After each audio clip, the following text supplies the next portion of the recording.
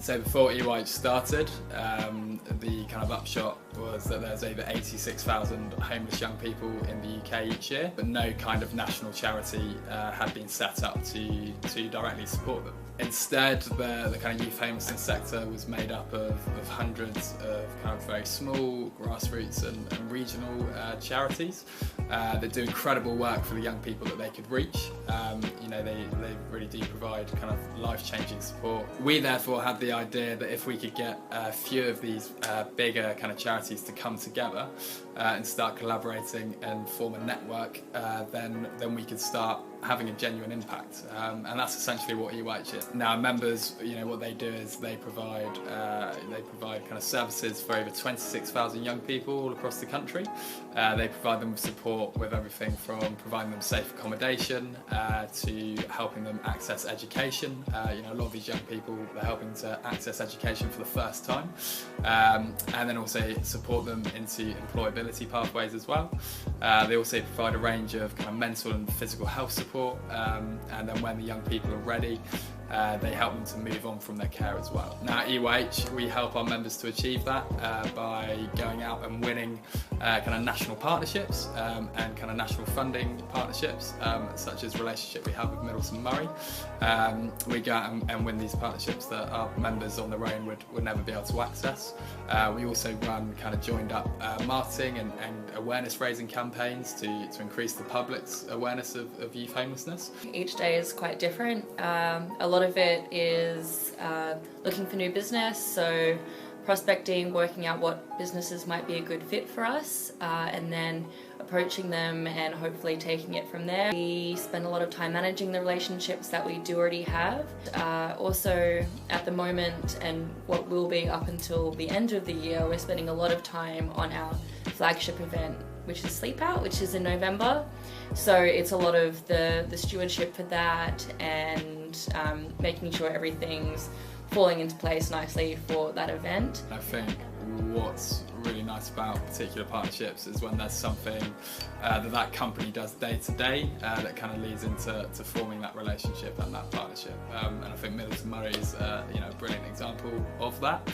Obviously within your business there's a lot of knowledge about supporting a range of people, but particularly young people from perhaps not the kind of best backgrounds and perhaps slightly more disadvantaged backgrounds, supporting them to succeed, particularly through employment. We have a strong belief that employment is the most sustainable and most effective route out of homelessness for young people.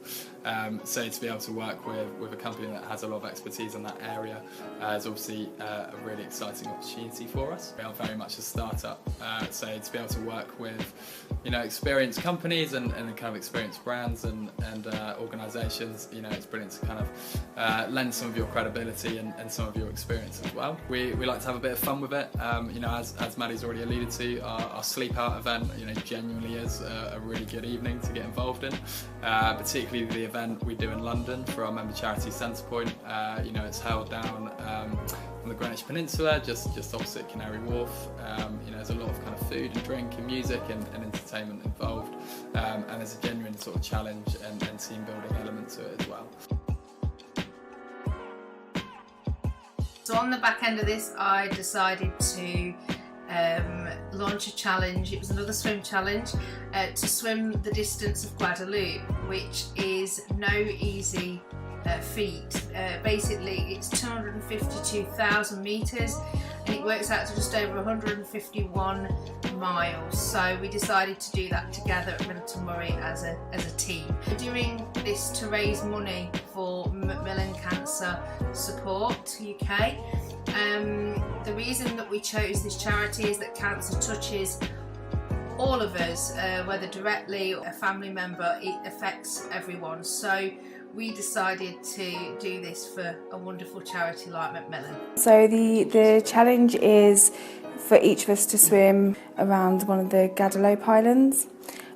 So we've broken that down and each of us are trying to swim, I think it's roughly about 36 miles each. Obviously one of my team members is very supportive for the Macmillan charity, but historically it's also something where unfortunately I've had the option to have Macmillan involved in a personal situation, so it has a very personal appeal to both myself and my family. I think being able to support a charity that has done work for you in the past, personally, on a professional level as well, is very rewarding, and it's just giving that something back to those charities. So the reason we decided to swim the distance of Guadeloupe, we wanted to really make an impact in MiddletonMurray as a team and raise lots of money for such a fantastic cause. Anything can be accomplished in a team, and I know it's a bit of a cliche, but it is so true.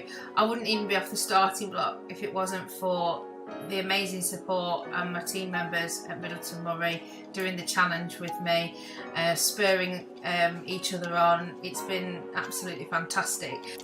For me, learning from this challenge has been really that as a team of individuals we can all pull together and support each other, and especially the motivation that we have as a business as well as individuals for each other to succeed and do well, and raise money for charity has been one of the things that has been a learning curve, is that we do all support each other and we do all pull together really well in those challenging times that each of us have personally. Support that MiddletonMurray have shown has been absolutely out of this world. From the minute that I explained that my dad had been diagnosed with cancer, the team rallied round, gave me lots of advice, guidance, support, shared their own experiences, which they didn't have to do. Basically, I just couldn't ask for more from an organisation in terms of support. I think the advice that I would give to anyone looking to do charity work is to step outside of your comfort zone and just go for it. I don't think there's any challenge that is ever too big or too small when it comes to charity work, and I think that if you set your sights on something that you want to do to raise money for charity, then it's a case of really just putting your mind to it and having that determination to succeed.